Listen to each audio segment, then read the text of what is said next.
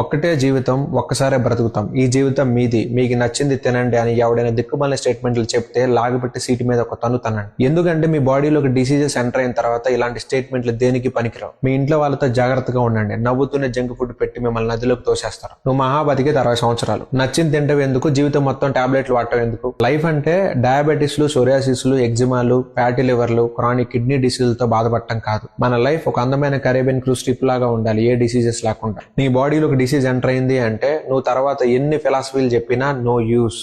ఎవడో నిన్ను దేకడు. నీకున్న డిసీజెస్ అన్ని ఒక కాగితం మీద రాసుకో. నీకున్న డిసీజెస్ నుంచి నువ్వు బయటపడాలి అంటే ఈ సమాజంతో నువ్వు ఒంటరిగానే యుద్ధం చేయాలి. జీవితంలో ఎప్పుడు ఆయిల్లో ముంచులేపిన ఐటమ్స్ తిన్నాని ఎముడి మీద ఒట్టేయి.